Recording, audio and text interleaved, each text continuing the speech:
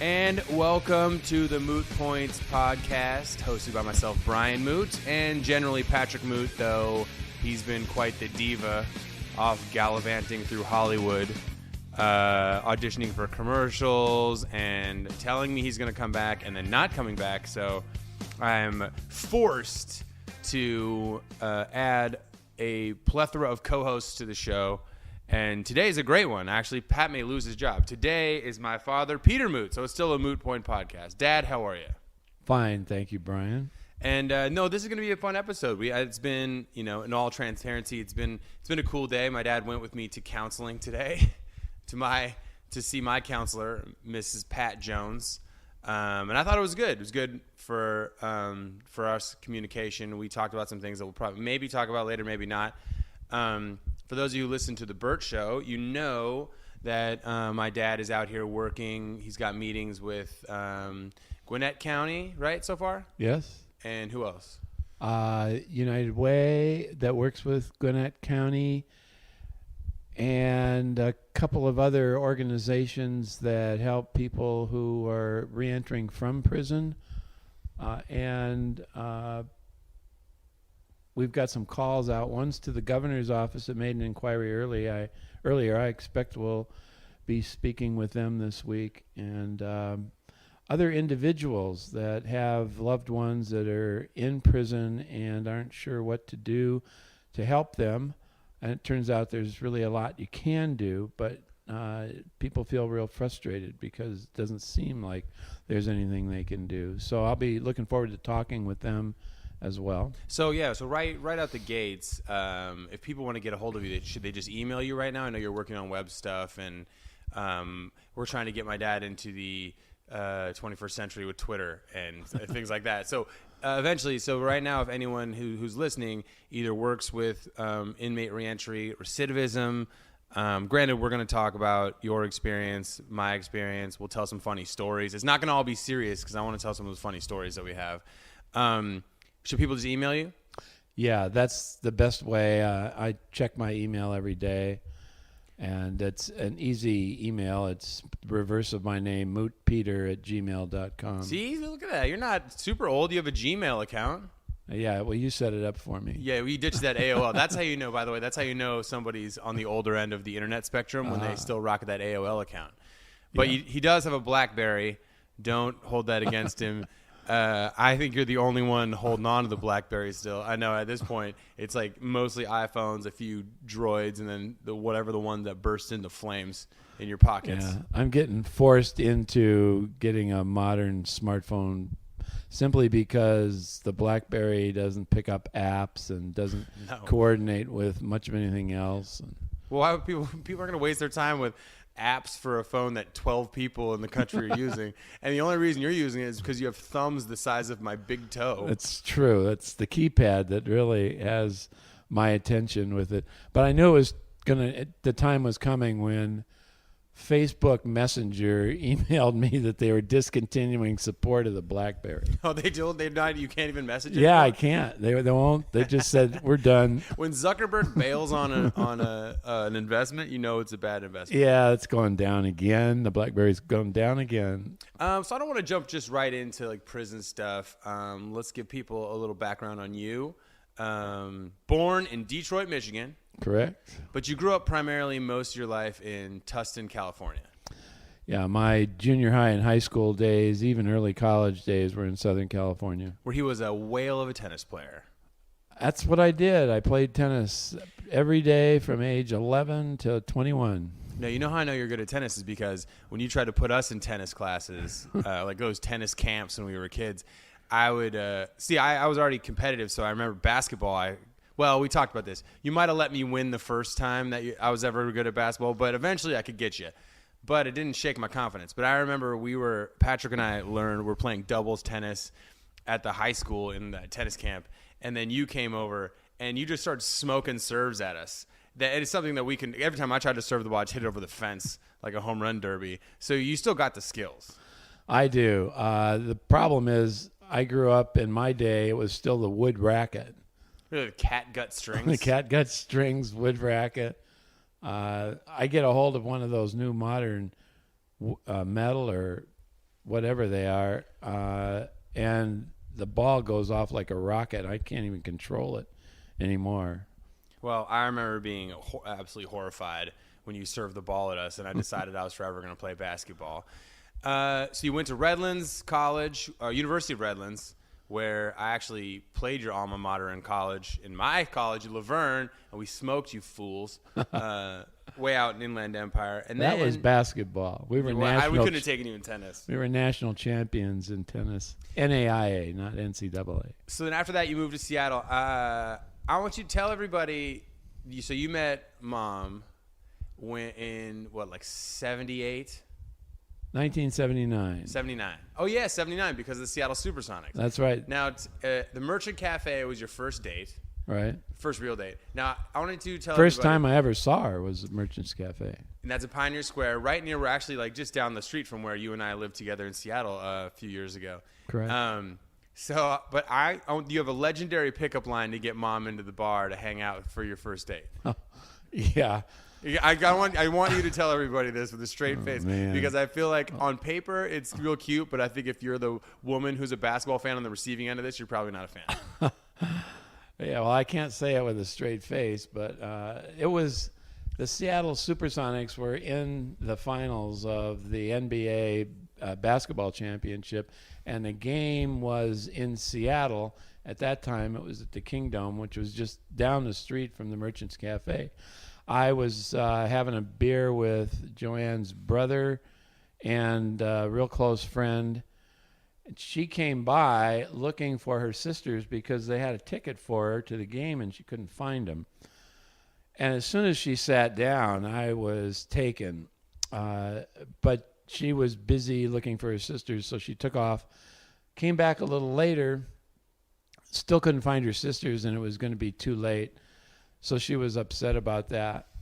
I told her I had an extra seat in the front row for the basketball game if she still wanted to go. It turns out I had a very good friend at the U District a few miles away that had a tavern with a great big TV screen, one of the originals.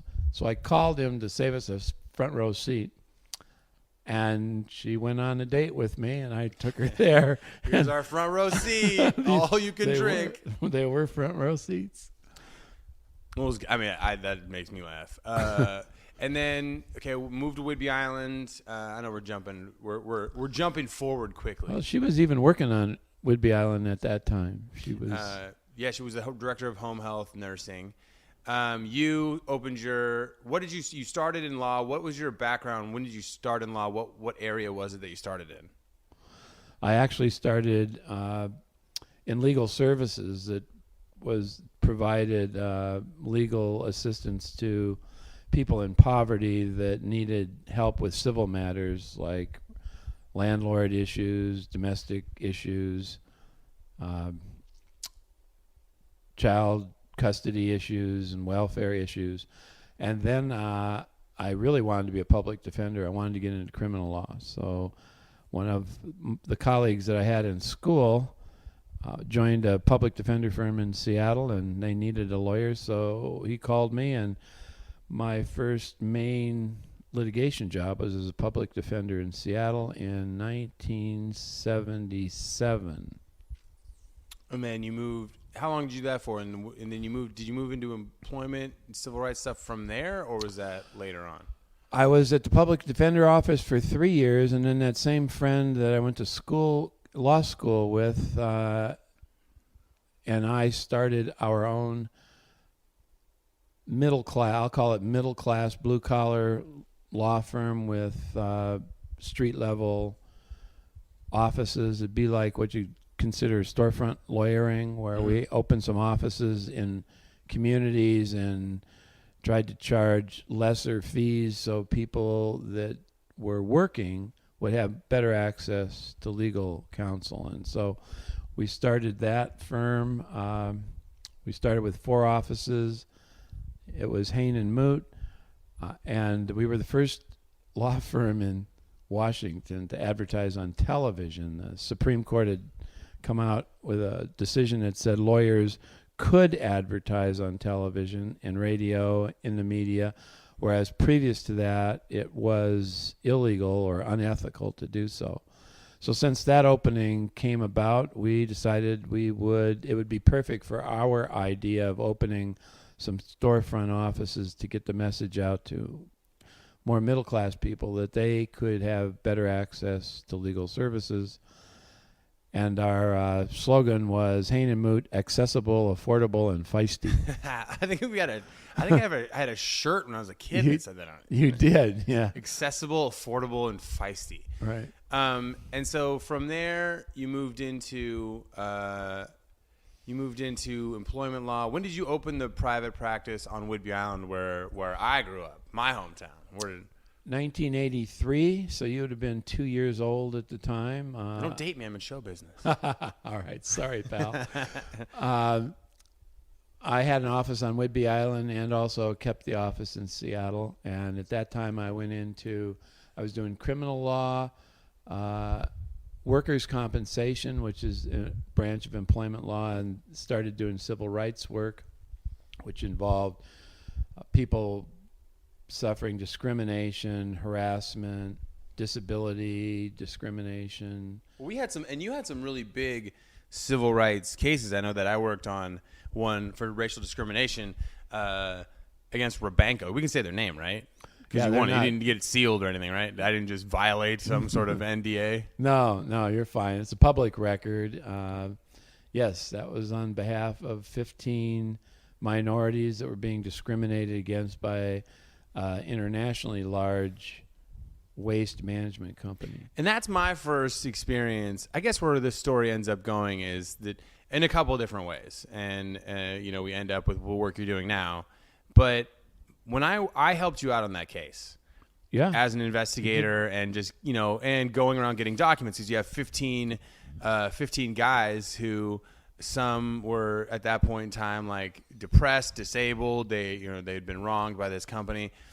And that's the first time I got an experience for just how tedious, time-consuming, and expensive going up against corporations are for anything, whether it be sexual harassment or civil rights violations or discrimination. Just can you explain why that happens? And why are you at such a disadvantage when you're going up against a corporate entity like that?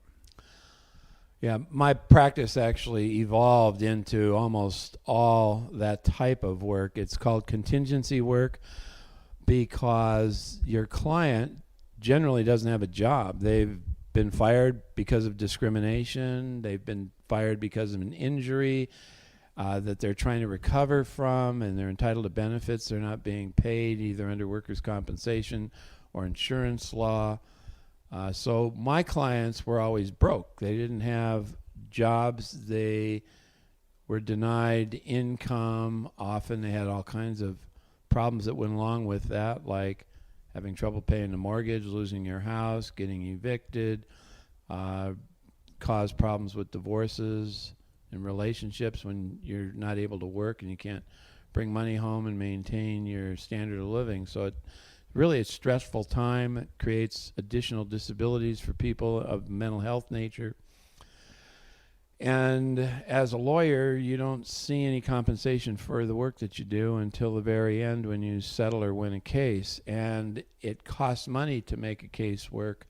The problem with taking on big corporations, insurance companies, government, is they have all the resources. So I'd usually be myself and whatever team of individuals I could put together. Like there were times when you did investigation work for your me. Your college son yeah, who's home for the summertime. Maybe not the greatest investigator, but still tries. It was a body to get some work done, and I couldn't otherwise get done. And they would put 3 or 4 lawyers and a whole investigative group on their side, and I'd have to keep up with that and try and match it.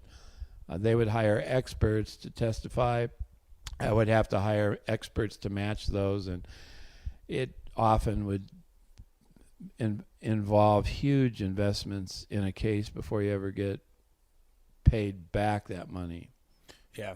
And so that could, if you're not equipped for that infrastructure, it put you in a hole pretty quick. I remember that when we were working, we had a request for discovery, which for people to know, you're requesting all the documents. They have to give over all the documents they're going to be used in the case for the investigative purposes.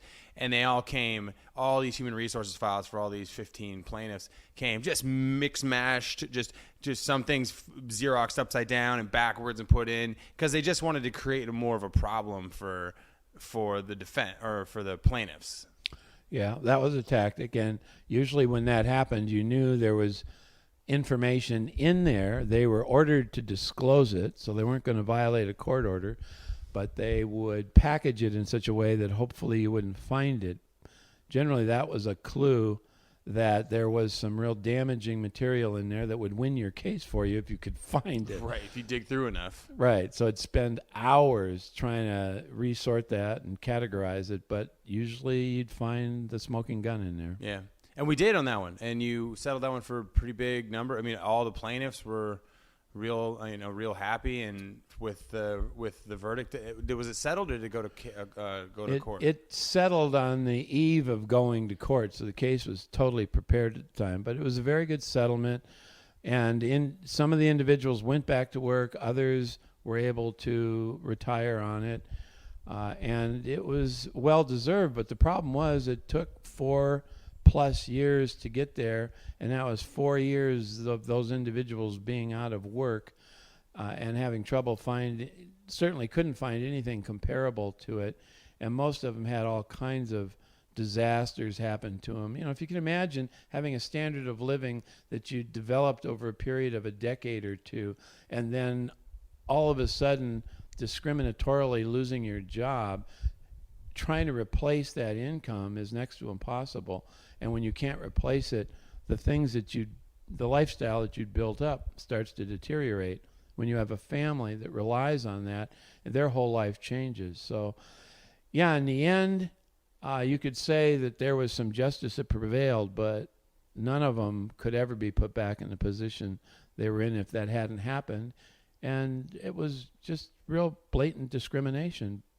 Oh, and the worst part is that they ultimately knew they were guilty the entire time, and they just dragged it out, and they tried to strong arm some guys into settling and some guys not. It was really nasty watching it happen, because you saw the deliberate cost benefit analysis happening, where they had a number. Okay, we're going to spend this much money on defending it. We're going to try to do this. If we can't have this happen, then eventually they were going to settle the whole time. If you guys put together a strong enough case, they were always going to settle.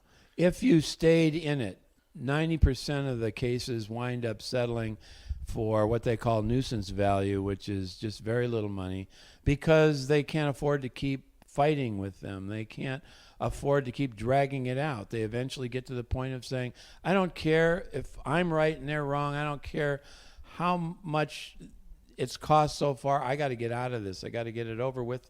So they take a nuisance settlement. They're gone, and the company gets away with it. And I guess from what I experienced, and I know, we won't get too far down the road of, trust fund, things like that, and you'll ultimately end up getting in trouble for. But I want people to understand that, the human connection involved in this type of work, right? The plaintiffs, the people that you're defending, and you're talking them through this process, and they're not paying you yet, but they have a case, and you're convincing them, hang in there. I know let's say you're not working, and then you hurt your back, and then you need this, and you need these things, and you're being weighted out by this corporation. It gets very, very expensive, and you're trying to find money to move around to pay for things to keep your cases going until you can get them settled. Yeah, that's the story, and the more of it I did, the more of it came forward. I guess in the long run, I was kind of shocked that there was still that level of discrimination that we're faced with in this world today, because there was no end to it. And there was very few lawyers doing the type of work I was doing, so it was a small bar. We knew each other. We shared information together, but there was always way too much work for everybody involved. Mm-hmm. And so now we'll move into the second. I feel like your story comes in waves, segments. We talk about the career, the building up, the what you do. Now we're going to move into the fact that the trust fund, using money from a trust fund to fund cases that people couldn't pay for. What can you say? What do you want to say about that part of the story about using trust fund money when you're not supposed to, or whatever? Well, first of all, as a lawyer, you can never do that. And I didn't ever plan on having to do that. I just, a couple of points, got desperate. And the only way I could keep my doors open, pay the rent, pay my employees, to keep this thing going so I could get the money that was necessary to keep prosecuting these cases, was to what I called borrow money from my trust account. That was money that belonged to another client that I had won a case for, and I had in my trust account pending distribution. And I would, in a number of situations, just got so desperate I, quote, borrowed from them to pay somebody else who'd been waiting longer, and then I'd have to hurry to settle another case so I could pay that client that was on hold. Of course, they didn't know I was doing this, and when they pushed me on it, I had to lie to them about what I was doing with their money and when it would come, making up stories about delays and liens that had to be resolved. And then I'd get another settlement, and I could pay them, and they would be fine. But then it happened again.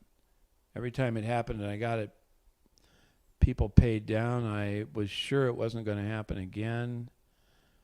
And eventually the cost just exceeded anything I was going to be able to pay back. So, God, by that time I was drinking way too much. I'd started using opiate pills with the alcohol to just be able to even function. I was feeling so miserable about what I was doing. I finally just went to some lawyer friends of mine and said, this is what I did. Do the best you can for me. But I knew at that point that I would be going to jail over this. And see, I tell people when they ask me, I'm like, it's the easiest case that the federal court ever prosecuted, because you did all the work against yourself. You prosecuted yourself. You gave them all the records. You did, you gave them all the evidence they needed to, because when you'd hit that point, you were never going to contest guilt. You just were there to say, yeah, I messed up. Yeah, I didn't hide anything. If once in a while a bar association will do a random surprise audit on lawyers, if they'd ever done one on me, it would have taken them 30 seconds to figure out my trust account was way out of compliance, and I would have been in trouble then. But I wasn't trying to take anything from anybody. But in the end, when you take money and you don't pay it back, that's theft. Mm-hmm. You can try and make some excuses for it. You can try and put some kind of spin or twist on it, but in the end, it's a theft. I mean, the experience, I remember flying back, and I remember how devastated you were, and that you're embarrassed, you're devastated, you were sad. And I remember us having a conversation, and this is, now 7 years ago? Maybe 7 years ago? I blew the whistle on myself in 2010, the latter part of 2010, and we're in the mid part of 2017, so it's almost 7 years. I remember having that conversation where I know it's almost like one that you had with me when I screwed up numerous times, when I blew it numerous times in high school, whether it was kicking in grandma's door to play ping pong in their garage when we were convinced we saw one spy movie and you could jimmy the lock with a credit card, or a library card for us because we didn't have any credit cards. At 16, totally splintered the doorway and then tried to piece it back together and then tried to lie to Mom and Uncle Dennis about it. I remember having the same conversation, but in a flip role where it was like, okay, we're here. We're starting at this point now. We can't change what happened, but all we can do is start taking positive steps to, get your case resolved, figure out what the next navigation is, the next move. I have a funny story about... And it's a funny story on a day that you probably is got to be one of the worst days of your life. But sentencing. at the federal courthouse, which was, I mean, here's the funny story. I was waiting in the upstairs library with Mom at the sentencing hearing, and you were walking over with your attorneys.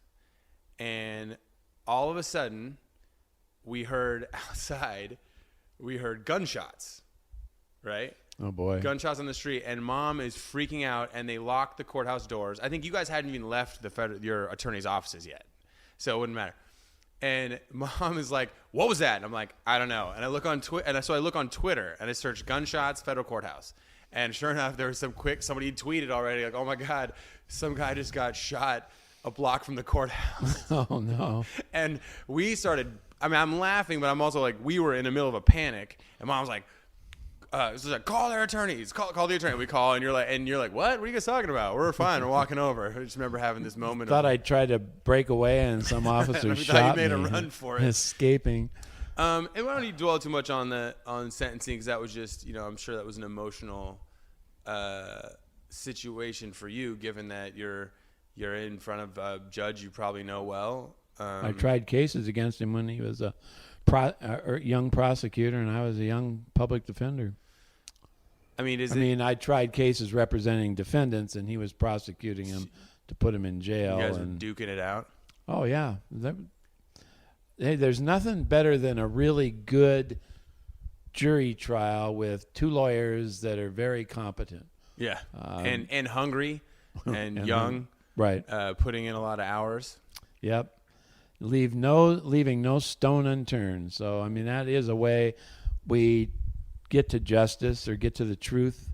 The unfortunate part is that's a process that's extremely expensive and takes a very long time, like weeks of trial and hundreds of hours of preparation. I mean, that's the justice system, and it just doesn't work for people that don't have lots of resources. Right.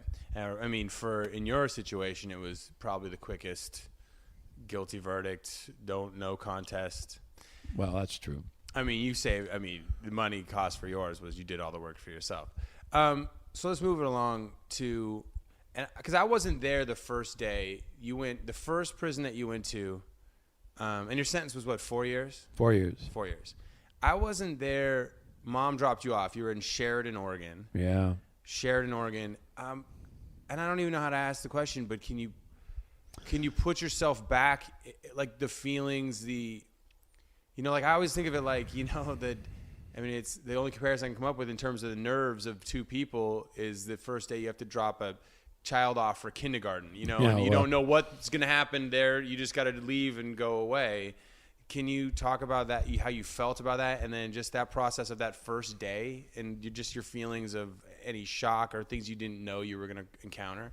Oh, of course. And it was a shock for both of us. We had to drive down to Oregon, south of Portland, for the federal penitentiary I had turned myself into. That was a long drive, I'll tell you, when you're... I mean, it's a pretty long drive without the circumstances. Yeah, I was amazed that Joanne was up for doing it, but she was, and she did a great job of it. It was such a long drive that we had to spend the night at a hotel just outside of the city, McMinnville, actually it's at Sheridan McMinnville area. And we got up the next morning and drove out to the prison, and it's got two aspects to it. It's got a medium security level where there's, it's the brick walls and razor wire and electricity and guard towers, shotguns. And then there's a side to it that is barracks that are camps that I started out at. But when we drove up, all the in-processing goes through the main medium security, high security area of the penitentiary. We drove up and we got out of the car and started walking towards the front door, and all of a sudden 3 armed guards came up to us and escorted us back to our car and said, you stay in this car until we come back to get you. And at that point, a bus drove up, and 4 of those black FBI-style sedans drives up. Guards got out with their riot gear on and their shotguns, and the next thing we saw was the main doors open up and a dozen men in orange jumpsuits shackled together from shoulder to foot came waddling out, because you can hardly walk in those when you're cuffed with those chains around your legs, to get in to this van for transport. It was just absolutely shocking. We didn't know what to expect next. Honestly, it was one of those moments where you're like, "There's no way I'm supposed to be here. There's no way. I know I'm guilty, but there's no way that I'm not gonna be with those people. Yeah. I'm not gonna be with those guys that are shackled to each other. I don't need shackles. You can just tell me with a stern voice where I need to go, and I will go that place." We looked at each other, and all we could do was hug each other. She had the ability and stamina to walk into the premises with me. So after I emptied my pockets of everything, and they were ready, filled out a few forms, and they were ready to escort me back to the solitary rooms, she left. It was a hard time. I got locked into a concrete room with nothing in it, just a light bulb, and you sit there and sit there. It seemed like 24 hours. It was probably only a couple of hours, but you get stripped down, you get hosed down, you squat and cough, get into clothes that don't fit, jumpsuits that don't fit, and everything you have is taken. You wind up getting a small little metal locker and one pair of underwear, socks, canvas shoes. And then you're escorted to a jail cell where you meet people you've never seen before, and some who are not stable and some who are very angry. And that's your new life. Yeah, wow. And then how long is that before you go to the barracks? Yeah, I was camp, or? I was in that holding facility for a week before I went anywhere else. And at that point, you're mixed in with people of medium security and people with mental health problems and people with discrimination issues and violence issues. I didn't know what was going to happen. I thought I was heading for a camp, but they kept me there for a while. Did you have, in those moments, what do you tell yourself? Because I'm sure this happened numerous times, but what do you tell yourself in those moments that to not just, because it seems like you're coming from a background, you made a mistake, and now you're in a room with people who are varying in violence level, in background, in everything. What do you say to yourself to just not give up immediately? Because you didn't give up, and that's ultimately where this story ends, or it takes off or continues on. Yeah.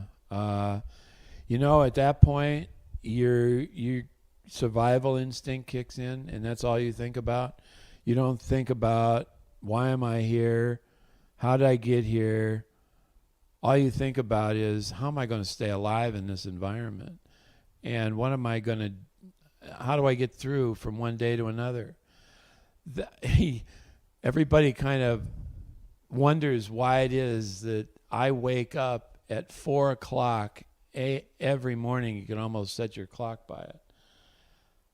It started the first night that I was in prison, and it's never changed since. I wake up at 4 a.m. on the alert. I need to take naps in the afternoon because you don't sleep well at night. The old adage of sleeping with one eye open is almost what you have to do. You never know what can happen to you at night. There's a lot of assaults that happen at night. There's a lot of thefts that happen at night. There's a lot of people with mental health problems that don't sleep. They They don't sleep, right? They just walk around. They wander around, and sometimes just out of the blue they get angry and attack somebody for no reason. Whatever reason it is, you'll never understand it. So you're really on the alert. So that's what I was thinking in those early days. And then when you got to the camp, I mean, I imagine things, because that's where I first visited you, and I imagine things, you make it through that holding cell area with all that, then you're sectioned off in more of a camp environment. But there's still, when I say camp, it's not like summer camp. It's not log houses and like a canoe and stuff like that. It's not Ernest Goes to Camp. It's still fenced off. There's fences and there's guards and there's rules and there's doors that are locked at times. And can you talk about your experience getting into that environment? Yeah. We were in this particular location. We were assigned to buildings that had kind of half cells in them, meaning that there were concrete walls that were 3/4 of the way up, and there were bunks inside of them that would take anywhere from 4 to 8 men. Each bunk had a 2-foot by 4-foot metal cupboard for anything that you had. You had to put everything you had went into that particular locker. And you were in close quarters with individuals. If you had somebody in there that was unstable and they started losing it, you were within a couple of feet of them at all times. It was, though, a camp that let you apply for and find jobs and activities that you could do that'd be more constructive. So most people in that part were what they call programming, where they go to school, take classes, get involved in activities, some recreational activities, and you could get passes to go out to do that. But every hour you had to check back in. If anybody didn't check back in, they'd shut the whole place down and go searching for them. If anybody violated the rules, once in a while they'd find some contraband. People would try and get cell phones in for some crazy reason. And every time they would find contraband or cell phones, then they'd shut the place down and you'd just be stuck in your bunk for a day or 3. If they caught you with something, you'd go to the, quote, hole, which was solitary confinement.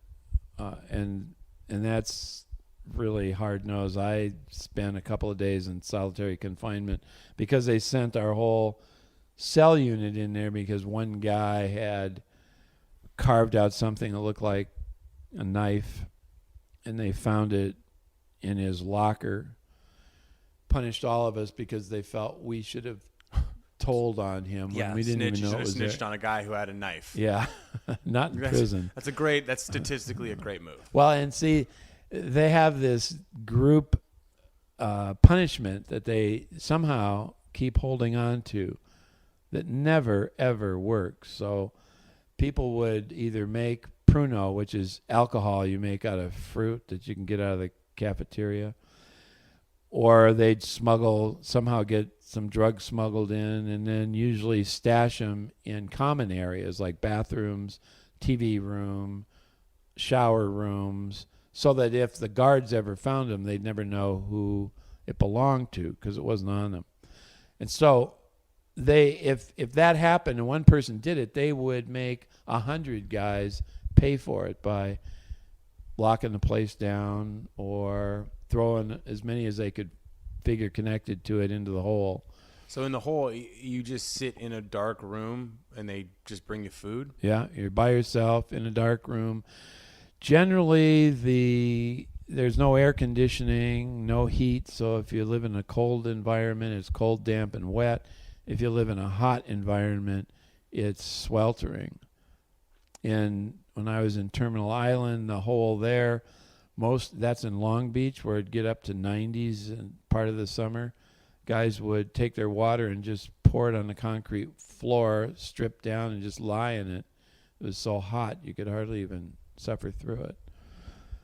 In Sheridan, where I started out it was usually cold and damp because that's up in Oregon, and at least in the winter months it was really cold and damp, and you get sick in there. Mm-hmm. So I remember going to Sheridan. Sheridan was the first place that I visited you at, and for people who've never been to a prison visit, it really depends on the facility. A lot of times, like Sheridan wasn't, it was metal detectors, and they had a system. Everyone came in, you stood behind the line. When they did counts, which they do even during visits, you got to stand behind the line. I remember I was there for a long time. I also remember like the hardest part about the entire thing was leaving, because you and I hung out for like 3.5 hours. We bought a bunch of, some food at the vending machines, and for like 3.5 hours, we weren't really talking about prison or anything like that. It was just whatever's going on. It was just a regular old conversation. It could have been a conversation we're having right now, minus the fact that I don't have to leave in 2 hours and you have to go another way. And I remember for me, that was the first point, I think, that you being in prison felt real to me, because I had moved away. I was living kind of in LA and back and forth to Seattle and stuff. So though every other experience, the sentencing was hard for me, was hard to watch, was hard to see you in that vulnerable position, because I know your heart is a good heart, and I know it's just hard to see that, but it was hard for you. But I think that the first time that I saw you and then had to leave, I was like, no, why does he have to stay there? This is ridiculous. This is insane that you have to stay there. And that was the first moment that I realized, like, oh my gosh, this is serious. Because not serious, like, it just, for me, is like, that's when the impact hit me. And maybe it's because I was in a little bit of not a denial, but just kind of repressing it, where it was just emotions. Like, I remember just crying when I was driving, just like an idiot, just because it's the first time I was really, really sad, because I realized that I could leave and you couldn't, and that made me sad, because it was the first time that I'd experienced that. Now, granted, I've seen you a million other times, and I never had that same, you kind of become immune to the process, but it just felt so, and I'm sure everyone goes through this. Even if you're, well, maybe not. If your family member's a murderer, you're probably like, nah, I'm glad he's here. But but you know what I mean. I don't know how was the experience for you when every time someone visited and you had to go back in, was there a moment of letdown, or was it inspirational? Did we help or hurt? Well, there's a lot in what you just said, and I'll break it down. The easiest part is, it helped a lot. It's a lonely existence there. It's a frightening existence. There are a lot of men there that have nobody. There were men there that never had visits, never had anybody write to them, never had anybody to contact. And they were real depressed, lonely individuals. And so I was grateful to have any visits I could get.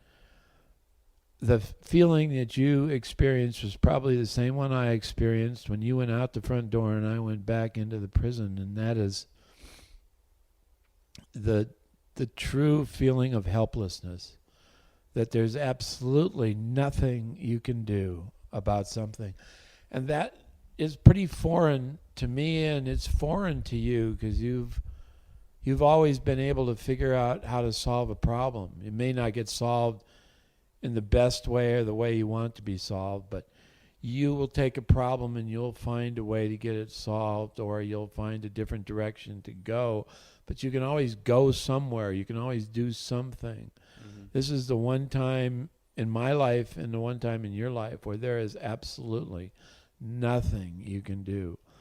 And I think it's what motivated me the strongest to get into this and stay in this career development work I'm engaged in right now, trying to bring career development to the prisons and reentry programs, because the weekends should have been happy times. That's the time you get to make phone calls to relatives and friends. It's the time they get to come and visit and talk to you. And with almost all of them, me included, as the phone would hang up or you would walk out the front door and I would go back to my cell, you've got this empty, helpless feeling that there's nothing you can do. And then when you come back from the phone or a visit and find out that your mother's ill or your daughter or son have been involved in an accident and they need some help, that your family's being evicted because they don't have enough money to stay where they're at because you're not there to help, and you know that and you hear about your kids getting in trouble with the law and getting arrested or going to juvenile court, and you're serving a sentence and you've got quite a bit of time left to go, there's absolutely nothing that you can do. It's just a feeling of desperation. It makes you ill. And that's what would happen with men time after time after time.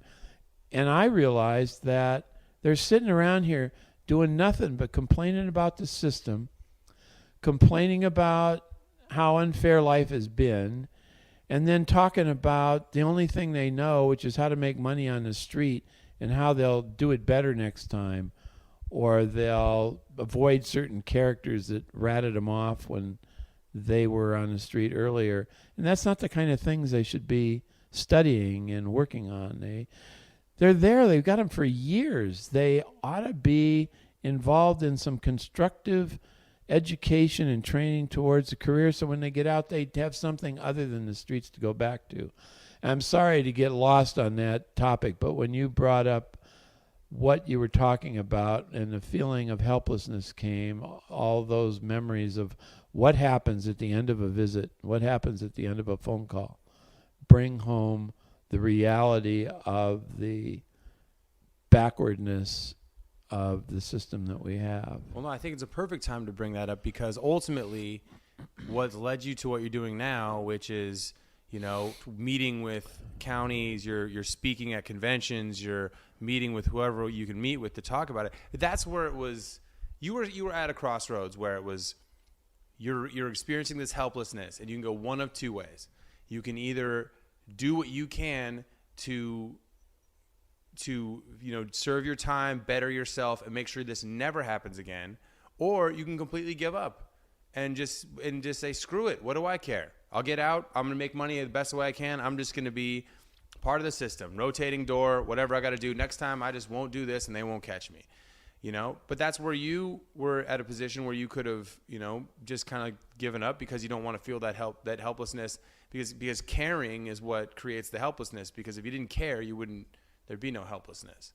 So that's where it developed. I remember, and I think it's frustrating that there should be more educational resources or more realistic educational resources. I know there are resources available to you, but I remember talking with you initially, and it's, if you don't champion your own rehabilitation, nobody's going to do it. I mean, your counselor, whoever is your case manager at a prison is going to do only so much. But if you're not the one who's really pushing yourself, you're not going to make it. Or you're not going to be successful when you get out. I remember you were telling me about was that where you took the horticulture classes? Right. And you were reading books that still reference the use of DDT. Right. In crop farming. I mean, you were doing it to get the educational credits for your prison report card or whatever you call it, your credits, or I'm not sure. Programming.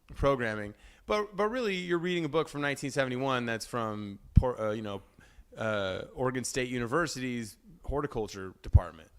Yeah, and the craziness of this it explains why the system does not turn out people that are capable of finding occupation or being qualified to be hired for anything. I was in the elite horticulture program that actually led to a certification that would allow you to finish off the last semester at the University of Oregon.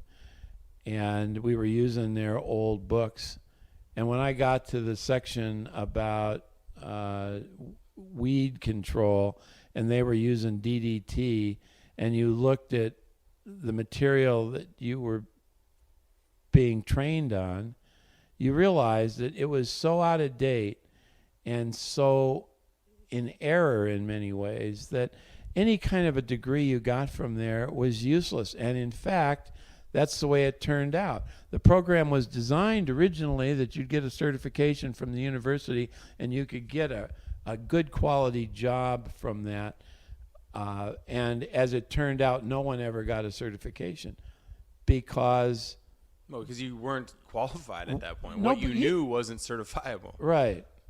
So that was really disappointing. The other real disappointing thing about the education process that they provide in prisons that is misleading to the public is that they're a mishmash of simple college courses that don't fit towards any degree. So you literally, guys would leave prison with 90 college level credits, none of which would add up to a significant effort towards a degree.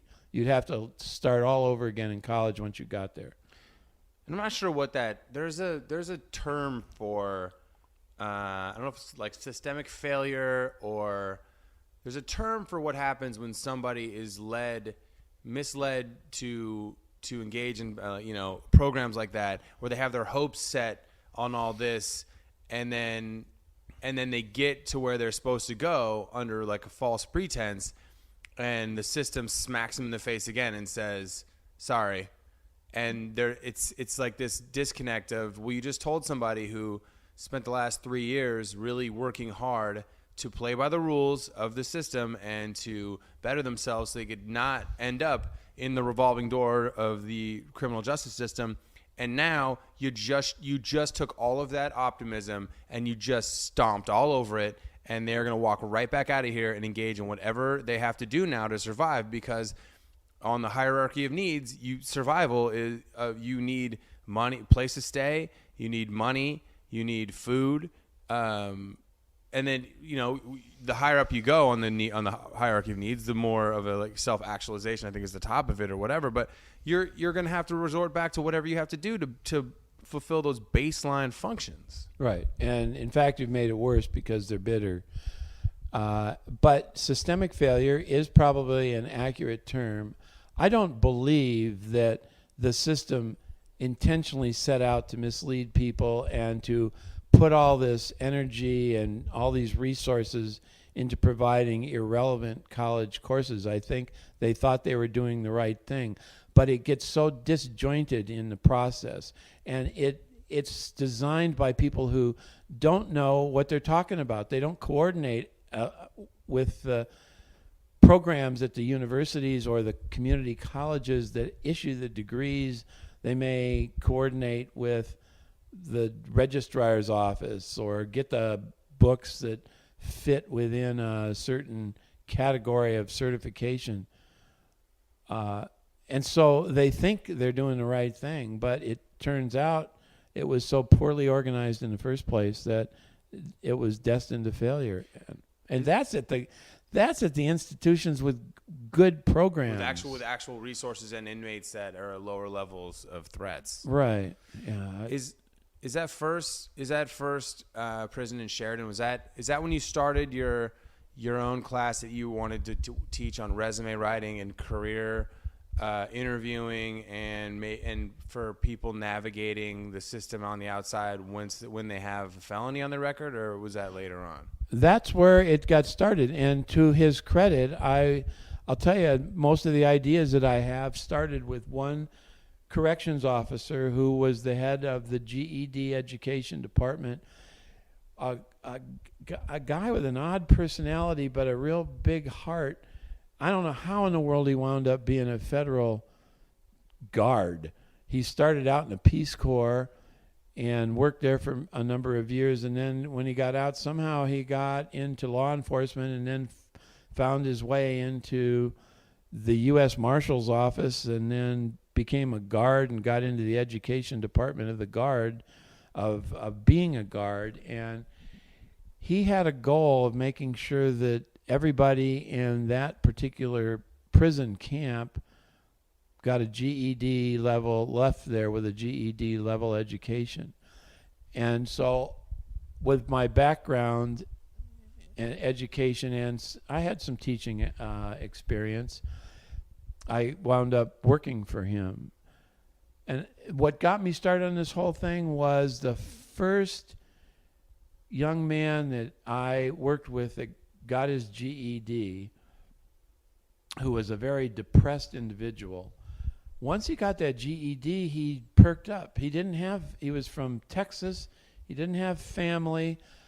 He didn't have anything to look forward to. He'd been raised on the streets, and he used all kinds of different drugs, and he'd sold drugs, and he was doing time for drug violations. He really perked up, and so this boss of mine, who was the guard, said, okay, here's what we do, Peter. For individuals who show some promise and they pass their GED and they're going to get out within the next year, you find out where they're going to release to, and let's find a certification employment program for them at the closest community college or voc tech school you can find, and I'll give you the resources to look things up, and then I'll go online and get all the registrar information they need, and you can get them signed up for student aid through FAFSA. I learned all that from a guard in the prison, and it worked for this guy. And we wound up, he'd worked in the oil fields in Texas, and they have a great technician position of petroleum tech. He could get that within a year, the first level. There's 4 levels. He could get the first certification in a year. And so we helped him. That helped him get extra halfway house time so that he could go to the halfway house and go to school while he was in the halfway house to get this certification. And he left there on a cloud. He was so excited. And they never let us follow people to see whatever happened with him. But at that point, I realized this should be offered to everybody. And 75% of the men in that prison, any prison system, would take it if you offered it to them and you made it a part of their planning program. You started to talk about it earlier when you said, but you've got to start your rehabilitation early. Every prison you go into, when you have orientation, they all tell you the same line. You have to start planning your release from the first day you start serving your sentence, even if you're doing 10 years. You start your planning right now for your release. But they don't teach you how to do it. They don't tell you what to do. They don't give you a counselor that's helping you do that. Most of the time your counselor is working as a disciplinarian and not as somebody who's trying to help you figure out what your career is going to be. Well, that's the difference. There's some guards who are into the rehabilitation process. They understand that's what they're there to keep you safe and facilitate your rehabilitation. And there's some guards that frankly think they're part of the punishment system. Right. They think that that's their job. You're in my prison now, and now I'm going to dole out whatever punishments I see fit to you in terms of the way I'm going to treat you in my attitudes. Yeah. And unfortunately, the punishment attitude is the predominant one in all prisons. But this one officer, and he didn't do it for everybody, but when he saw somebody that showed they wanted it, he would go to bat for him. Showed me the way to do this, and you asked if that was the start. It was the start, and there were some other college-educated inmates there that helped me to start develop this career development program we started. And I was only there for about 3 months doing this before I got moved. Oh yeah, that was going to be the next phase of the story, is the transfer process, because that is not pleasant. In fact, almost all the people that knew me as inmates were convinced I got moved because I was doing too much of this kind of work, and that the warden didn't like it and wanted to get rid of me. They did that. They moved people around the federal system all the time whenever there was any kind of an issue There were some guards who'd find my education training work, and they would just throw the material out, and I'd have to start trying to collect it again, bugging some of my family members to send me manuals and GED books and that sort of thing. And just money in your commissary account. Yeah. I know we were talking about this the other night about you were making workbooks for all your classes. And this story before, because I did want to talk about the transfer story, because I have a funny story from the outside on the transfer. But I went to Western Union on Hollywood Boulevard, right near the Grauman's Chinese Theater, right in the heart of where Patrick and I were living. And we were living, I was living in a crummy apartment in the living room of an apartment, touring as a comedian. I have no money, but I'm supporting I support what you're doing. I think it's good. I think it's good for you. I think it's good for the people that you're working with. And I like seeing you have a passion for it. So I remember putting like 300 in your Western Union 300, which is just such a difficult process. Western Unioning money. I got to find the prison ID number, the inmate ID, all this stuff. And then I Western Unioned it to you because you needed to make Xerox copies because they won't let you do that for free, even though you're using it to educate the inmates that are being housed in the prison itself. And because I tipped off some alarm for too much money, they took all the money. And I was so pissed at that. I mean, you explained it to me in a way that chalked me off my fury ledge, because there were so many times that I wanted to call up the Federal Bureau of Prisons and just scream at them. But then I didn't want to get you in trouble. Yeah, they'd find a way to throw me in a hole. They did that all the time. Whenever a relative would come banging on the door, report them to their congressman, or raise a fuss and think they were really taking it to the prison system. Hell no, man. All they do is take it out on you, and the next thing you know, that loved one is gone in the federal system. They'll just transfer them somewhere, and then they're never sure where they're at. And so now you're worried. You don't even know where your inmate spouse or father or parent is located because they're in transit somewhere, or they're in the hole for something, some trumped up violation that never happened.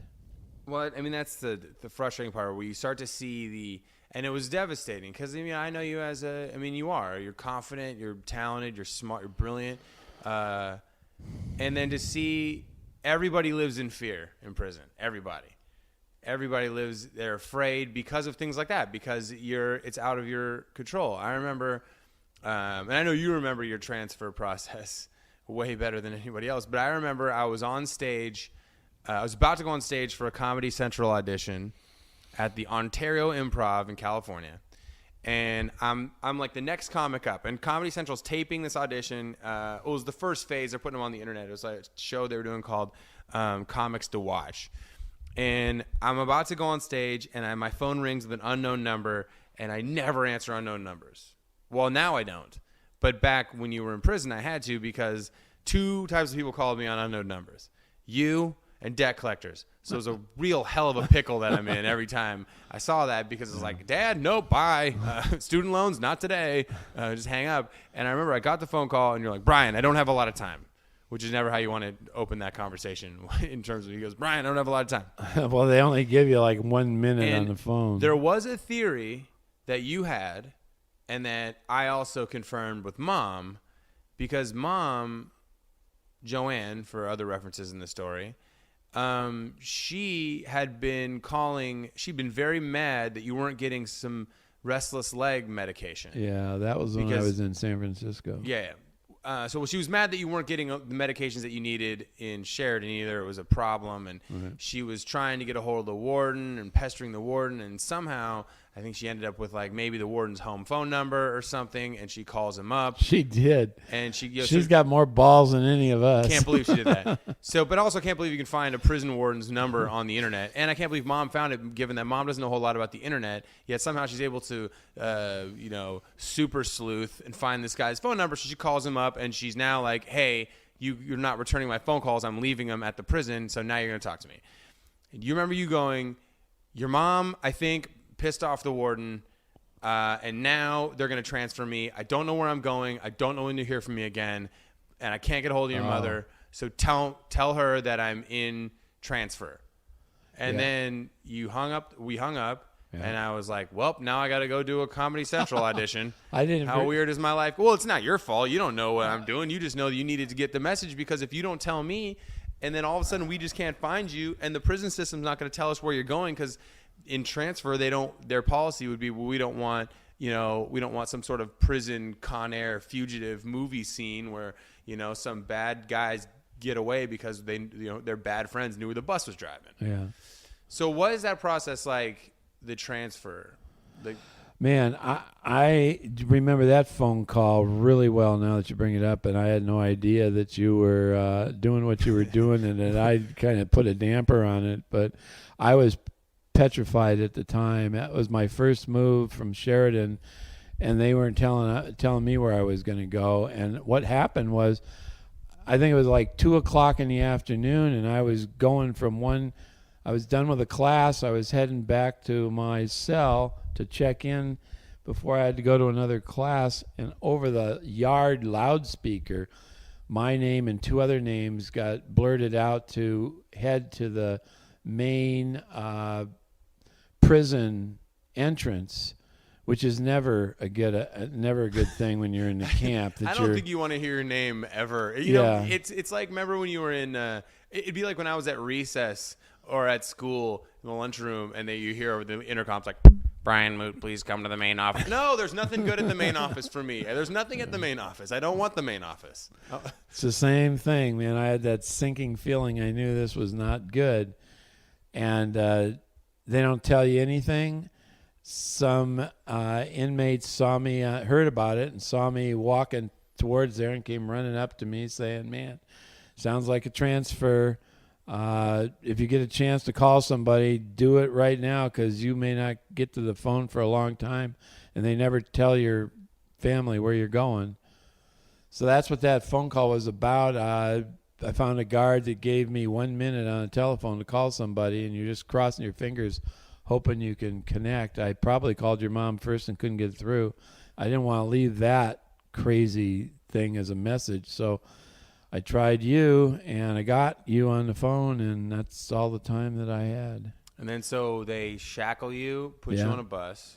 Yeah. They put me on a bus with some of the baddest people.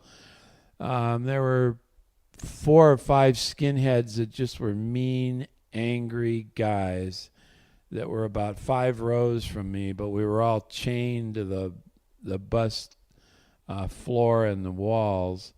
So they couldn't get at you, but man, it was scary. That was a 2-day bus ride. They'd give you a box meal twice a day that you had to eat with the handcuffs on. Jeez. And they still not telling you where you're going. And we stopped at one place in San Francisco.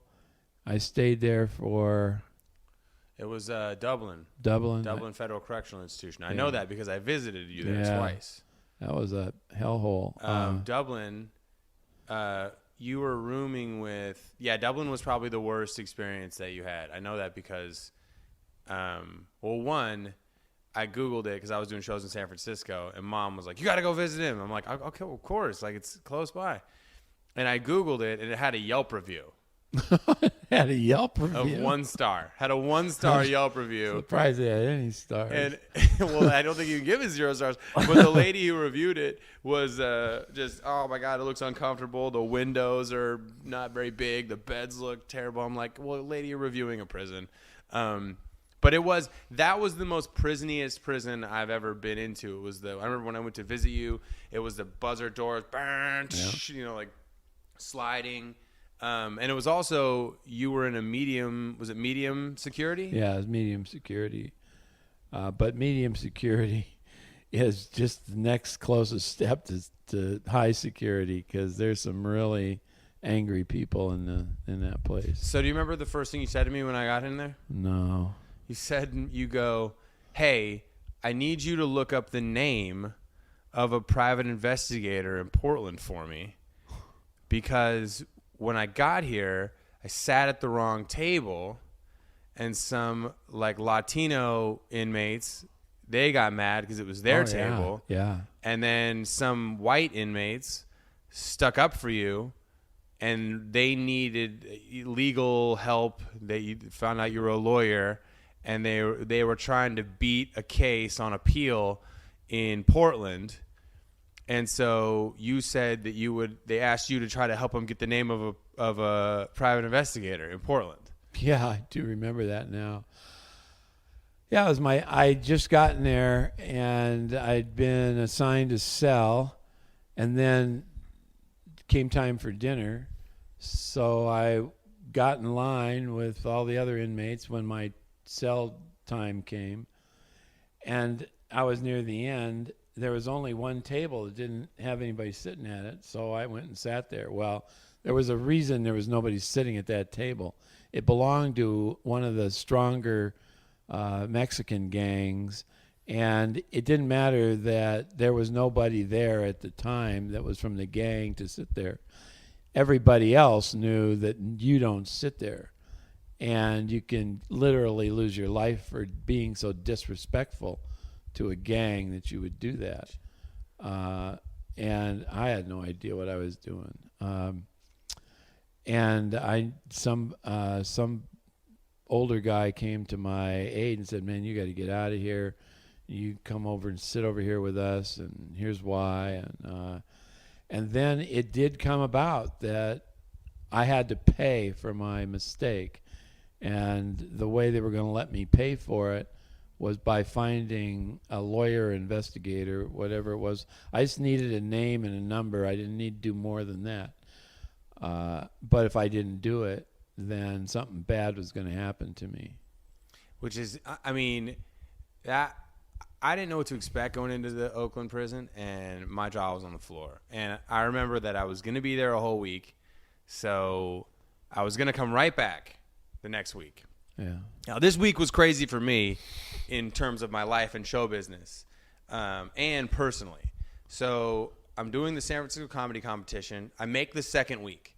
So you're in Dublin, and I'm going to be in San Francisco doing the semifinal round of the San Francisco comedy contest. Now, I get there on Tuesday. I'm staying at Killian's house because Killian and I were both going back, and we were both like, I can't believe that's real. I can't believe Dad just needed us to get him a private investigator name in Oregon. I'm like, this is an episode of Lockup. I can't wrap my head around this. And so I stay at Killian's house on Tuesday, and I'm dating a girl at the time that I'm in love with this girl named Melissa. In love with her. And she lives in Seattle, and right now I'm like bouncing all over the place, from Seattle to LA, back to Seattle.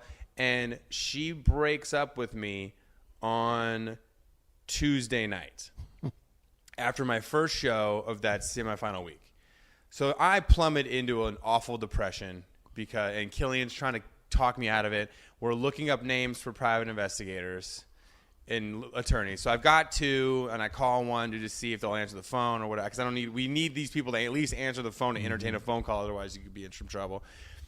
Then that Wednesday, I get a call back for a network television show that's like an improvised sitcom where they put together a family of rednecks who drive across the country in an RV on a road trip.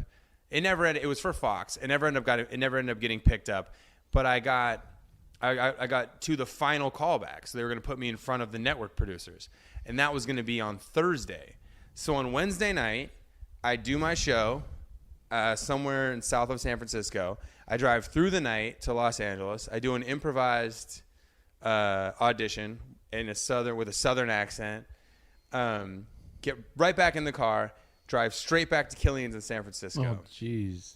Do my show on Thursday night. Then Friday, there's visiting hours on Friday and Saturday at this specific prison. So Killian and I go back to the prison. Now we walk up to the visiting area, and everybody's outside the visiting area, right? Everyone's outside. And we walk up to the lady, and she's like, "We're in lockdown. You guys can't be here." We're like, "We're in lockdown? What are you in lockdown for?" And she's like, "I can't tell you, but there was some sort of physical altercation in the men's wing." And we're like, "Dude, who's in it?" Yeah. And the lady goes, "I'm not kidding you. She was cold. I've never met someone colder in my life." She goes, "Well, we ain't gonna open today, probably. It sounds like it was pretty serious." And we're like, "Well, who is it?" She's like, "I can't tell you." We're like, "Well, my dad's in there." Like, how do we know it's not my dad? And she goes, come back again tomorrow. If you can visit him, it wasn't your dad. Oh, and Killian and I looked at each other like, you got to be kidding me. So we go back to San Francisco. I go do another show that night for this competition. Then on Saturday, Killian can't come back, so then I come back. And also, I can't hand you a piece of paper in the well, one, I'm jumping ahead of myself because the immediate when I saw you, it was a really funny father-son moment we had. Really funny. You could see that I was like tired and I looked bummed out, and you were like, "Hey, what's wrong?" And I started getting all choked up because I was going to tell you that Alyssa broke up with me. And I tell you, and you're like, "Oh, that girl that you went on vacations with that you were telling me about?" I was like, yeah, that girl. That girl that, man, you never go on vacations. With no stand-up, you just went on a vacation. I was like, yeah. And I just started getting all teary. And I remember you looking at me going, Brian, you're a good guy. You're going to be okay. You know, just got to hang in there. Now, did you get the name of that private investigator? And I remember just going, oh, my God, I'm either about to cry right now in front of my dad over a girl, and you need a private investigator's name to pay off a prison debt for sitting at the wrong lunch table. Yeah. Just blew my mind. Do you remember I don't know what the lockdown was for, but I'm sure in that prison you were probably thankful you had it because you were in a cell with at least one person and not. Yeah, I was in a cell with one person at a time. Some of them were a little wacky, but yeah, it was for stabbing. But it was in the next wing to mine where... Detail they won't tell you when you go up to West. Yeah. They won't tell you anything. Yeah. No, somebody got stabbed. Which wasn't all that an unusual occurrence at times in places like that where, you know, the problem is most of the time that violence happens from people with true serious mental health problems that aren't getting the treatment that they need. Or selling their medications or... Yeah, that's the thing that gets really aggravating. Prison takes on this real dangerous role because of incidents like that happen. But if you drill down into it, you're going to see that there are people with true serious mental health problems that are involved in that. And some of them that just are really, truly mean, nasty individuals with antisocial behavioral personalities.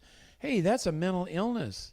We all know it's a mental illness that needs to be taken care of, but you don't mix people without mental illnesses in with people with mental illnesses and expect nothing to happen. But that's what happens in prison. Yeah. It's not supposed to be a mental health facility, but that's what we've turned them into. And that's what happened there. A guy just went crazy with hearing voices and hallucinations and had made something up, some jerry-rigged device, and started stabbing a guy. And the thing is, you take mental health, you add stress, a lot of stress, and sometimes and paranoia, and it's just going to exacerbate the issue. It's like why a lot of people, homeless people, display really pervasive mental health problems is because one, lack of sleep, because homeless people on the streets don't sleep a wink of ever again. Because they just can't, unless it's substance induced, which is why a lot of them do that too as well. I mean, to name a few reasons. Right. And then also lack of treatment and lack of just in a high stress environment.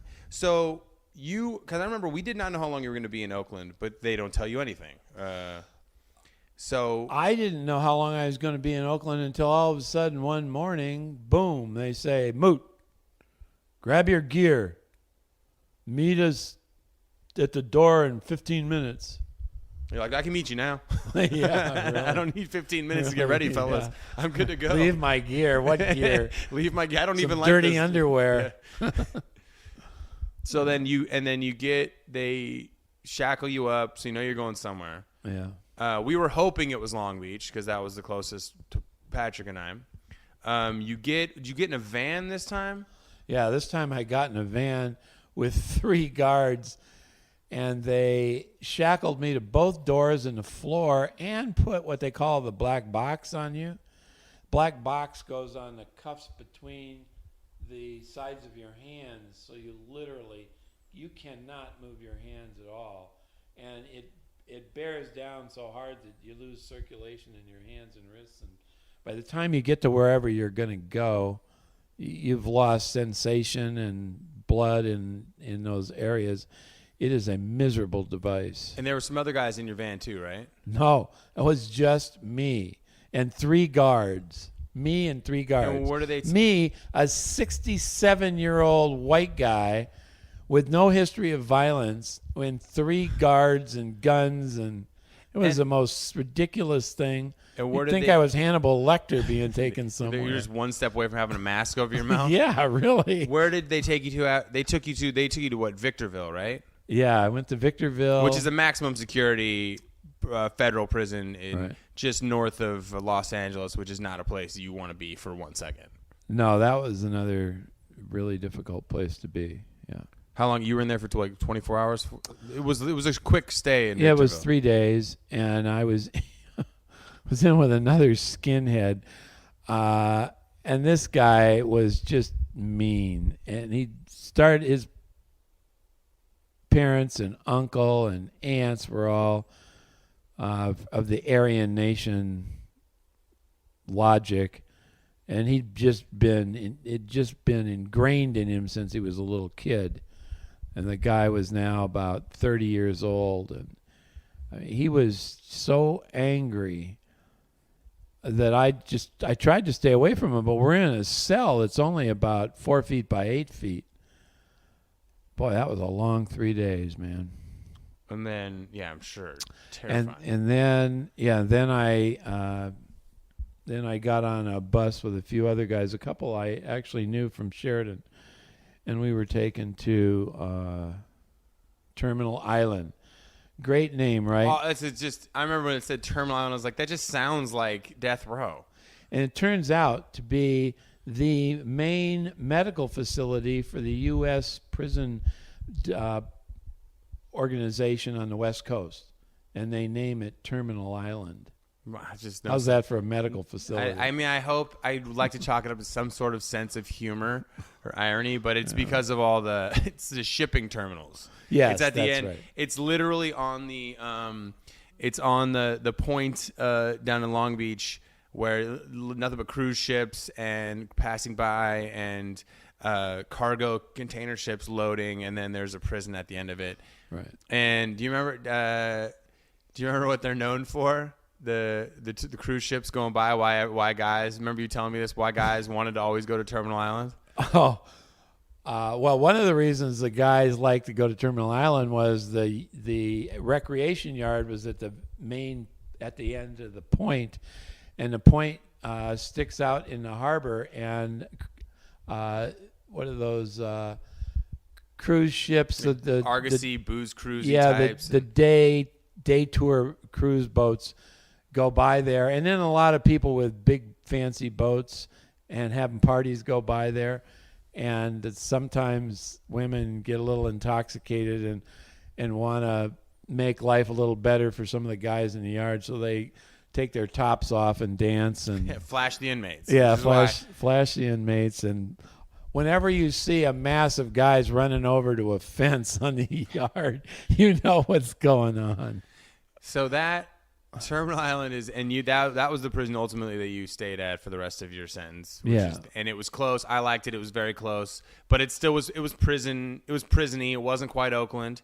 It wasn't Sheridan. It was a step up from Sheridan in terms of security. You had to go through, multiple locked buzzer doors, and a guard had to escort us into the room. Now, you told me a story when you got there. What was it like when you first got to Terminal Island? Well, this was another one of those horror stories. I got to Terminal Island and was assigned to a barracks-type unit that had 3 floors on it, and the only bunk they said was available. Turns out there were other bunks available, but this guard was known for being a real jerk who would try and cause problems for people. He took me upstairs to the top floor into a back area where there was a gang from Compton that had moved themselves in there. And I was given the top bunk that was open, the only one left open in this area. And the guard left, and I'm starting to try and set my gear up, so I'm going to stay in the top bunk in this place. And a couple guys come up to me and say, you can't stay there. You can't possibly stay in that bunk. And I said, I don't have to stay here. I'll go anywhere you want me that I can. But the guard said, this is my bunk, I have to stay here, and that there aren't any other bunks. And they said, yeah, there aren't any other bunks up here, but you can't stay there. And I said, well, there's nothing else I can do. And they said, dude, that belongs to Double D. Double D is our gang shock collar, and he says nobody is sleeping on top of him in his bunk. So you can try and stay there if you want to. Otherwise, go find yourself somewhere else to stay. Double D was like 6'6", right? Wasn't he just a big dude? He looked like an former NFL defensive end. Oh yeah, he was 6'6" tall and 6'6" wide with nothing but muscle. He spent most of his time in the weight yard pumping iron, and he was he's just one of those angry, quiet sorts that you just didn't want to mess with. And there were stories about Double D. Ironically, in the end, when the guy came in and said, what are you doing here? I said, man, this guard told me I had to stay here. I know I can't stay here. I'll go anywhere you want me to go. And I think he realized that I didn't want to do this anymore than he wanted. And he went over to the Latino side of this floor where the Latinos hung out and talked to the shock collar of that group. And within 24 hours, I had a bunk over in a miscellaneous area with mostly white guys and Asians. I remember that when you told that story the first time to us, Mom thought you were saying shock collars. She's like, they wear shock collars? This place is ridiculous. I'm going to complain immediately. We're like, no, Mom, shot collar. Don't sound so. Where's your street cred, lady? It's shot collar. It's the leader of the gang. Yeah. So is that where you ended up staying? I stayed there for a couple of months, and then they moved me to another dorm, and I got moved to another dorm and another dorm. They move you around all the time. Do you remember the first visit we had at Terminal Island, the story you told us about your haircut? Oh, God, I remember my haircut, and I remember the story that goes with it, so yes. So we show up, and by the way, Patrick is always nervous. He was always nervous to go. He hated the sound of the buzzers, and he just hated going. I mean, he'd go to see you. He liked seeing you, but he hated having to go through the security, having to take off all your stuff, and, take your belt out and, get scanned, patted down. We get in there, and your haircut is awful. Your haircut is you look terrible. You look terrible, and you tell us this story. And first of all, you sit down, and we go, man, what is up with your haircut? And you're like, well, I was getting my haircut by the guy who runs the barbershop, was a black gentleman, and he was trying to cut your hair. And now it just is kind of a thing. Like, he's not a professional barber. He's just doing the best he can. But he also isn't used to cutting an older white guy's hair. He's used to doing black guy's hair, which is a totally different texture. It's just different hair. And he started going around your head trying to fade it, trying to give you a nice fade, and just ended up cutting off all of your hair, basically all of it. You had like a weird lopsided shaved head. He left your neck hair on the back, so that was great. And you had a mustache. So you shaved head, mustache, and neck hair. All I needed was some nasty tattoos. And so you sit down, and you tell us about how you got your haircut. And then you go, you're not going to believe this. Listen to this story. I'm trying to watch Thursday Night Football to watch the Seahawks play. And you went to the first one to the Latino TV room. They weren't watching it. They were watching, like, like some Weather Channel with a lady with big boobs. Yeah. Like, They like Telemundo. They're watching Telemundo, and it was just one of those obnoxious, like, big boob ladies, like, pointing at the weather, but no one's staring at anything but the full front she's got coming in. No weather fronts. Yeah. So, and the black TV room, which people always get really awkward if I tell that story and I say, like, oh, then the black TV room, like, I'm like, yeah, it's just prison. Hey, man, that's just how it works. Racism is alive and well in prison, and it's the only way you stay alive is to stay in a group. And it's almost not even so much racism in terms of outward. I mean, there are racists in prison. There's racist gangs, but it's almost like a function of surviving, where if you're a black inmate, you hang out with the black guys. You have white friends on the outside. You have white friends. You have Asian friends. You have every kind of friend. But in prison, you stick with your ethnicity. Now, you go to the white TV room to watch the game, and you're telling us this. Yeah. And these guys come up to you, and they go like, hey, prove to us. They go, what are you in for? And you say mail fraud. And they go, which is just a kind of a charge that involves finances and mail, whatever. It's a pretty large, all-encompassing charge. And they say to you, prove it, right? Yeah, we don't believe it.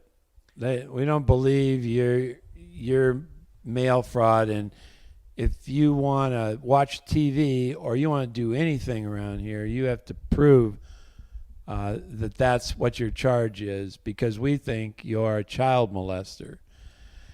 And man, I'm telling you, that label is enough to get you killed in any prison that you go into. I mean, that is, and you were telling us that, and that is. I mean, I have conflicted morally on it. I don't think anyone should get killed or beat up in prison specifically, but nobody is ever going to come to the defense of a child molester or a rapist, or they're awful. It's awful, awful crimes.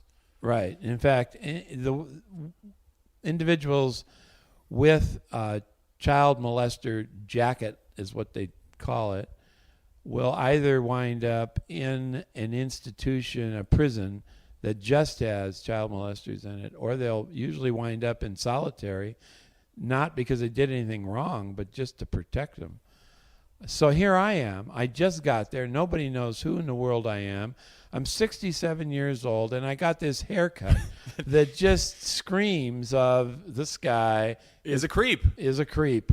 And these guys are convinced that I am a creep, and they're not buying the mail fraud charge. Now, you're not allowed to have your paper as an inmate in prison, probably for this particular reason. They don't want people running around finding out what you're charged with. Yeah, they don't want that being the requirement. You know what I mean? Like that. So if a couple of people have it, then they're like, then everyone should have it. Yeah.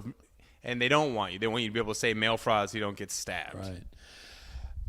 Honestly, Brian, I was told this early on when I was in Sheridan, that at my age and with my looks, I'd better get a good copy of my paper, and I better keep it with me at all times, because I could get transferred at any time, and they'll just pick you up and transport you without any of your items.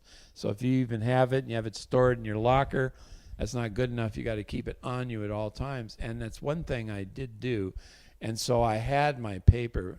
And then I wound up having to show it to 3 higher level white shock collars for the white guys. Yeah, and you told us, when you sat down, you were like, you can't believe that? I got to go in there. And I go back to my locker to get these charging documents. Right. I'm thinking to myself, I'm not, they're telling me I got to prove I'm not a chomo. I'm not, this is ridiculous.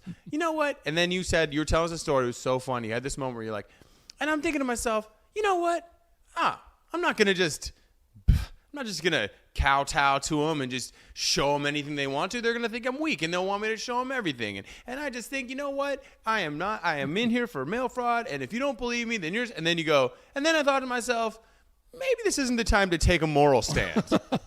Maybe I should just show them. And we're like, Pat and I are dying laughing in the middle of this prison visiting room. We're dying laughing because we're like, yeah, and hey, Dad, I hate to break it to you, with your haircut right now, you're really playing the part. I don't know if you've seen yourself lately, but you really have the look of like what 90% of these creeps that in prison for that kind of thing are. is what you look like right now.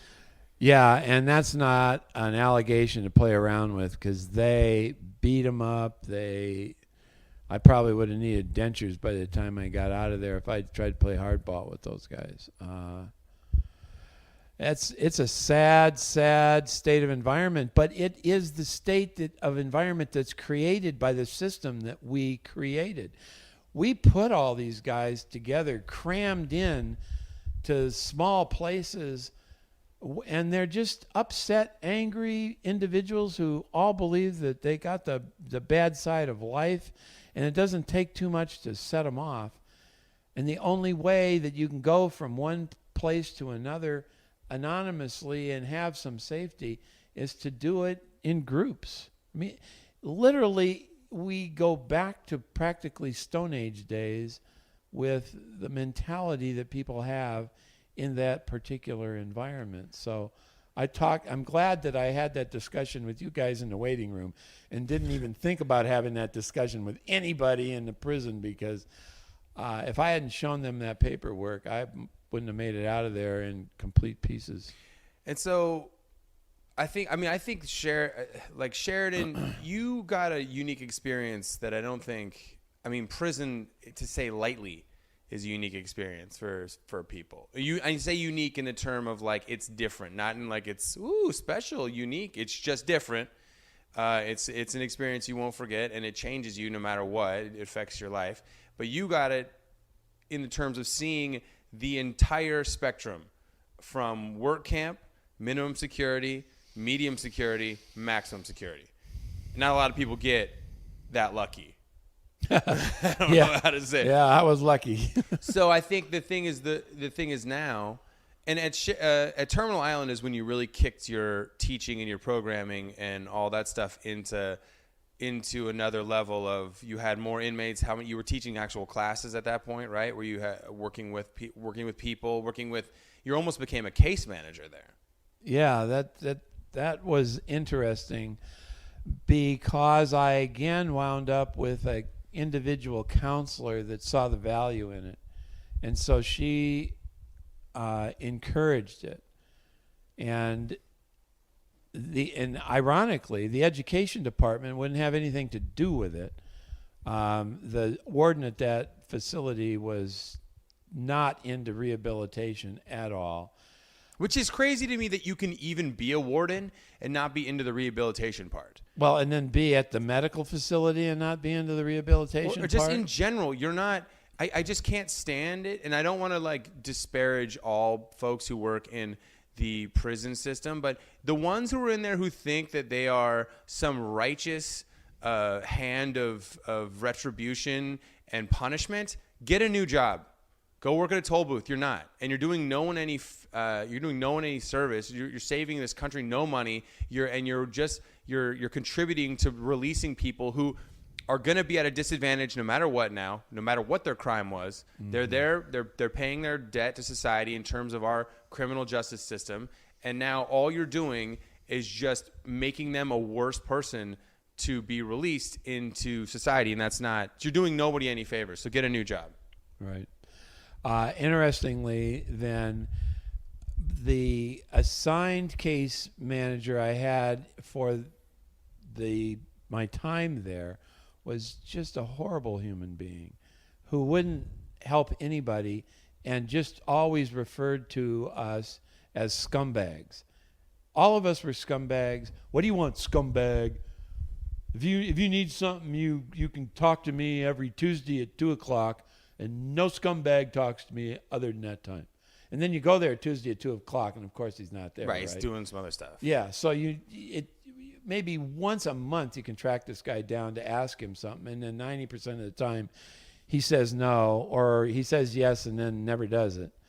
But then on the flip side of that, I got in my rehabilitation program I was involved in for drug and alcohol counseling. I had a great counselor there who saw the value of the career development that I was working on, and had all of the inmates that were in our rehabilitation program work with me on career development. And then that spread to their barracks. So they'd go back to their barracks and then tell other inmates what was going on, and they would come to me. And in the period of a year that I was there,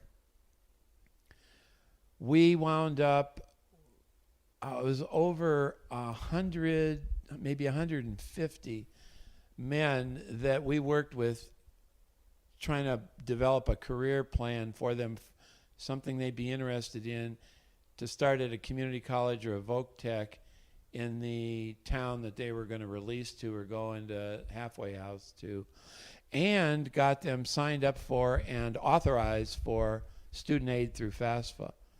And all of this was with the support of this officer. Now, my bunk was not there. My bunk was somewhere else. So about every 3 months, they would come through and clear out everything that I had that I'd been working on with guys, throw it away, and then I'd have to start that all over. Well, I remember you started mailing, which I find I so did, insane. yeah, I did, I find it so insane, and it makes me want – a couple things make me absolutely insane. It makes me insane when people refer to – here's my list of things that will make me want to immediately punch you in the face. One, if you refer to any prison in this country as club fed, I want to punch you right in the face. Yeah. Because, okay, Martha Stewart Club, I don't know what their prison was like. I don't know any of that stuff, but I'll tell you that when people refer to like, oh, was your dad at like a club vet? I'm like, I want to punch you right in the face because I went and visited you all of them, and I've been to clubs. I've been to, and there's no place that you would go. If I put you in Club Fed, it's not a resort. So enjoy, it makes me nuts. Second, like that prison guard who called you guys scumbags, I used to have a fantasy when you tell me those stories and Pat would have to talk me out of this idea, but I would just go, what are the odds this guy doesn't live within 15 minutes of this place? Just going to random bars, if I just knew who this guy was, and just go up and punch him right in the nose, because call him a scumbag, because he's wielding all this fake power over you, because he's got a job that you're smarter than him, you're a nicer person than him, and he's just treating everybody so terribly. And then the last thing is that you had to mail the curriculum you're working on. You had to mail it to us. You had to mail it out of prison, because every once in a while they come through and just throw all your stuff away. Yeah, and I could only mail so much at one time, or it'd be a red flag that there's too much paper going out of here. And you only get, I think, 40 stamps a month. So I had to be real selective about what I mailed. So I mailed the original material that I drafted for resumes and interviews and writing a manual, and we talked about writing a book. I started writing notes for that, and that I had to mail out, because at any day it was subject to being lost by one of their random searches, and everything goes. It makes me mad, because when you're in prison and you're trying hard, and maybe it's only because I know your experience and you did above and beyond your entire time, but it's like it doesn't take much to shake somebody who's been in and out of the system, who believes that the system's built against them, who has never been treated fairly from the day they walked into a high school or middle, whatever. And then you come in and do something silly, like maybe they just want to write a poetry book. Maybe poetry is what's keeping them from having a meltdown in prison and giving them some sort of hope, and you come through and just throw it away. Why? Why add that other level of, like, look at what it is. If it's not threatening, then leave it to them, man. Leave it to them. That's their property. Don't just throw it away because that's what we're supposed to do. Use some discretion. Yeah, if it's something crazy like, manifestos of violence, then okay, just take a quick breeze through. And if it looks terrible and violent, then yeah, get rid of it. Or confiscate it and maybe look into that inmate's mental health, because they're clearly struggling right now. It almost seemed at times like officers were in competition with each other to show each other who's the bigger badass in that environment. There's officers who believe they're part of the punishment system, like you were talking about earlier, that we're there for them to make our lives miserable because that's part of our punishment. Look, the judge decides what your punishment is. The legislature first sets down the range of what's going to happen to you. The judge decides your punishment. The guards are there to make sure that prison is safe and that we have basic services. I believe it needs to go farther than that, to at least in the last 2-3 years that you're serving out your sentence, that you get involved in rehabilitation so that you can meet the expectations that the public rightfully has, that when you come out of prison, you'll have learned how to be a good, productive citizen. And the craziness of this is we have a system that's the farthest from that, and yet the men that are in there want that more than anything. The problem is they don't trust the system now. It is so corrupt with the attitude of scumbagism that it's going to take a lot for us to walk it back. But we got to start doing it. Well, get to a point. Well, yeah, I mean, you've worked with people now, and I mean, well, jump ahead to you were teaching there, you're developing curriculum. What was it like? Because now that curriculum you're still developing, you're still working on it, and that's ultimately why you're out here right now and you're telling your story, is because you want to get out there and help change this system, instill some trust from the people who are in it, inmates, trusting that this isn't just they didn't just screw their life up permanently for good. They made a mistake. You're not defined by your mistakes. You're defined by how you act and how you conduct yourself and learn from that mistake, is what I think, you know? So what did it feel like the day you got out? Because I picked you up at the airport, but I don't know, in Seattle, but I don't know. How did that feel? I wasn't in California. It was truly surreal, just wondering if it was really going to happen. Right. I had to go through 3 checks before I got out of there in small little cells, constantly thinking to myself, I know they're going to come up with something, some reason why I don't get out of here. Is it really going to happen? And then all of a sudden I got into a room that had some windows, and you could still see the fencing and the razor wire and all that, but there was a walkway that went out through all of that. And pretty soon I think my sister sent me in some clothes, like Levi's and a T-shirt and shirt and a jacket that I could put on. So they let me change into that. And they let me out. They opened the door, let me out. And my sister and my mother came to pick me up. And they weren't there yet. So I thought, oh, God, I don't want to sit here for very long in case a guard decides to change his mind. So I started walking. I'm out of here. I am. But I am way down at the end of this damn island in that industrial area you're talking about. On each side is just boat docks. But it didn't matter. Then I thought, I'm going to walk somewhere. My sister's going to show up, and they won't be able to find me. But pretty soon they showed up. And, man, it was such a welcome relief. It was just pinch me. I can't believe this is actually happening. But I'll tell you, when I heard that door with that familiar clanking sound slam behind me and shut, the first thought that went through my mind was, I have to dedicate my life to bringing that career development education into the prison and into people who are trying to reintegrate back into society, because this is just so wrong, and it doesn't have to be that way. Right. In fact, it doesn't even have to cost us any more money. In fact, we'd save a lot of money if we do it, because all the pieces are there. We have all the education, the training. There are so many employers out there that need people with some technical training in certain levels of manufacturing, production, IT, that there's thousands of jobs out there that these guys could be trained to in periods of 6 months to 24 months. But we're not doing any of it. And so then they get out, and like me, if I didn't have my sister and my mother to come pick me up. When you had to get to a halfway house in Seattle from Long Beach, Yeah, I had 18 hours to get there, too. And if I wasn't there, they made it very clear to me. If I wasn't there within 18 hours, a warrant would go out for my arrest. I'd get arrested, immediately brought back. And if I was out for more than a few days without contacting them, I'd get an escape charge to go along with it to add another 5 years on. I got out of there with like $40 in my pocket, one change of clothes that my sister sent in to me, a couple pair of underwear.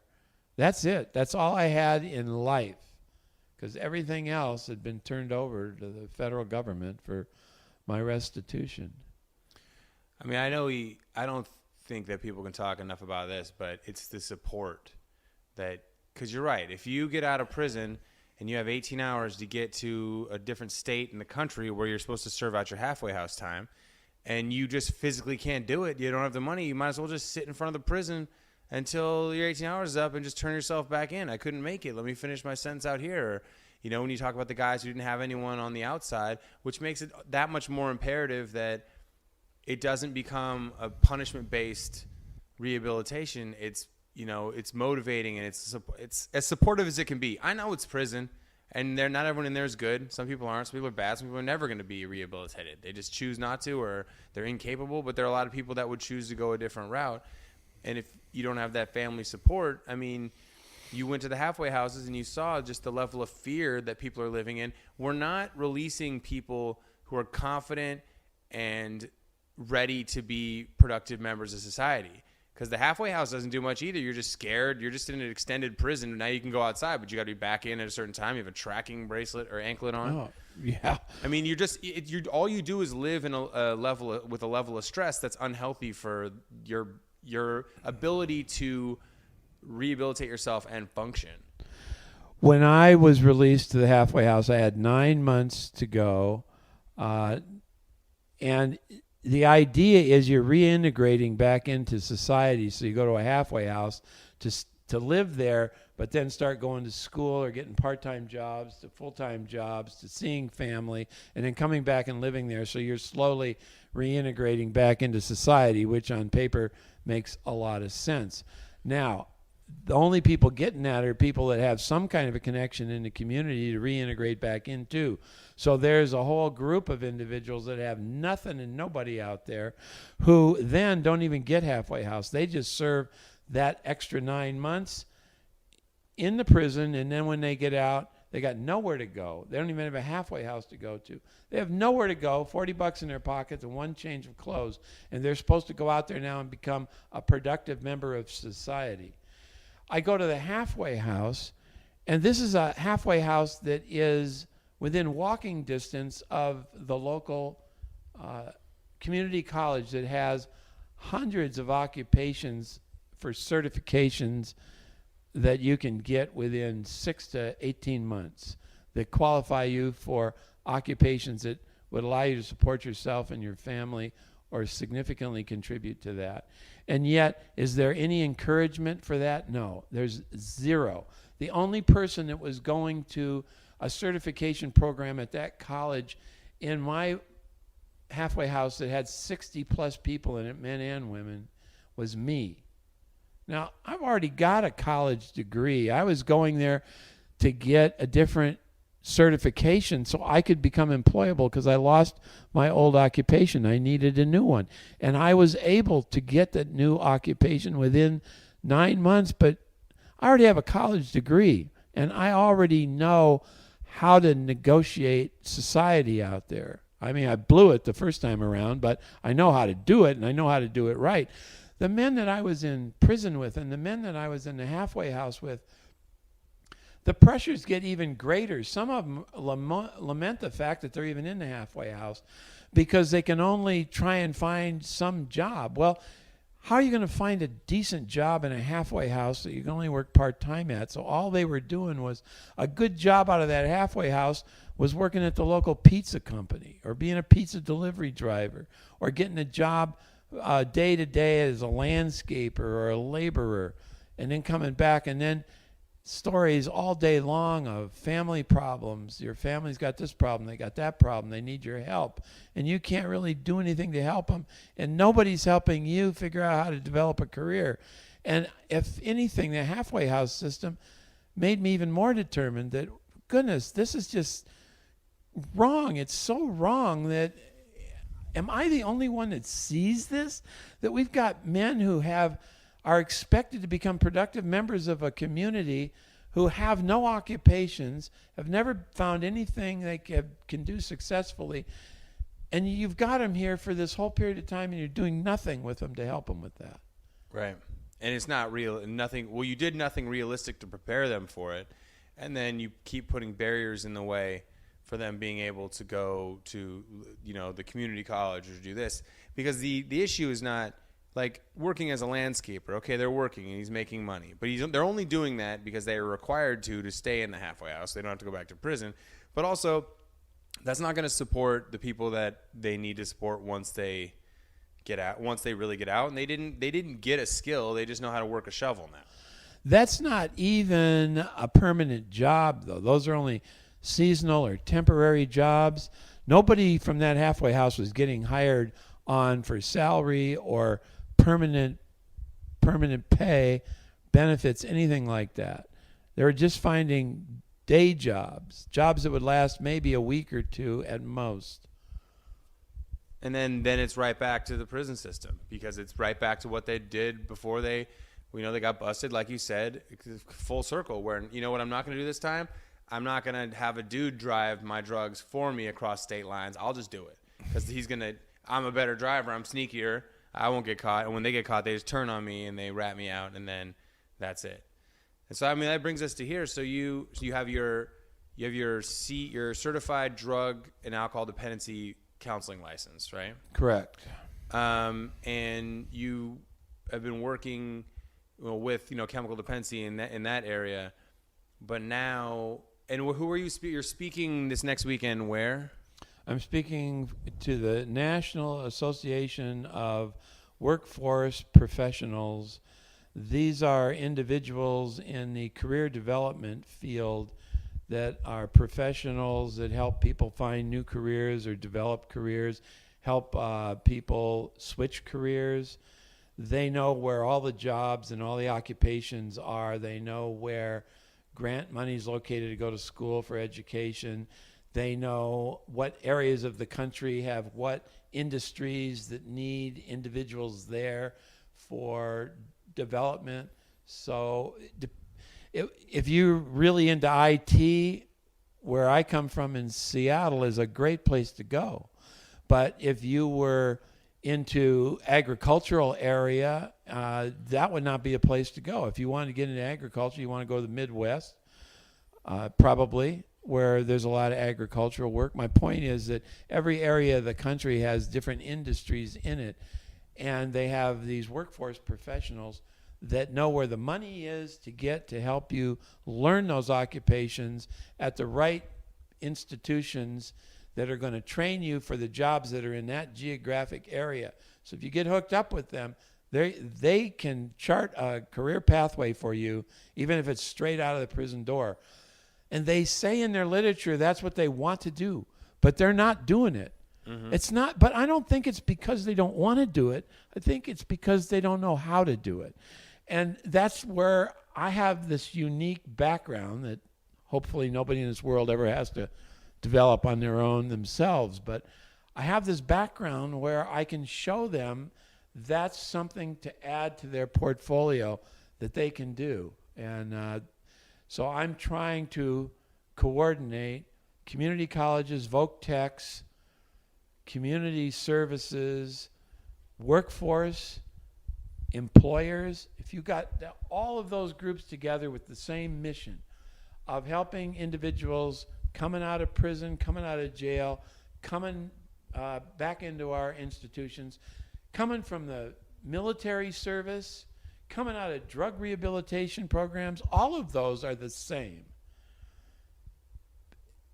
Even people with some mental health problems that get they're coming from places where they need to find a new career track. They need to find a way to earn a solid living at something that motivates them, that gives them purpose, that has opportunities for advancement, promotion, consistent pay for hard work put in, benefits, with the ability to support your family, the ability to find the old-fashioned American dream. And if you brought them all together with that motivation, all they'd have to do is take a few percentage of their time and resources if they all pulled it together, and we could put a huge dent in recidivism and poverty. And so that's what I'm trying to do. So the purpose of my next convention I'm going to is to present this to the national associations, probably has 5,000 members around the country, of people that are the ones that do the planning of career development for people. And I want them to do it for prisoners. Yeah. I mean, I think ex-offenders. I think you see, I mean, you hit a nail on the head right there. I mean, you could put a dent in poverty by reducing recidivism and people coming in and out of prisons. You reduce future crime. You can make a safer country. A lot of problems could be solved by really putting an extra effort into helping people who made mistakes and who, key part, want to rehabilitate themselves and be a different person. Not, there are a chunk of those who don't care, but there are a lot of those who do, and then there's a lot of those who are on the cusp. They just need a little help, and they just need not to have extra roadblocks put in the way. So if people want to get a hold of you, it's email Moote, M-O-O-T-E, Peter @gmail. And despite the fact he's got a BlackBerry and can't use Twitter, he's really good That'll at replying. change soon. I'm getting forced into the social media world now. He's getting really good at replying to emails. So, well, Dad, I thank you so much for we had some laughs, we had some tears. I think the important part is the honesty of putting people in your spot, in your position, where you came from. The whole evolution of your story, I think, is what is important. And the fact that you are now dedicated to making a difference, I think, is where I honestly believe that as good of a civil rights and attorney that you were, I think that you're going to leave a huge legacy if you work as hard as you have for everything else you've done in your life. You're going to leave a lasting impact that goes far beyond just the window in which you're going to be working in this area. So I think you're going to leave a lasting impact. So I love you, and I thank you for being so honest. And Pat's got big shoes to fill when he co-hosts the podcast again. Thank you, Brian.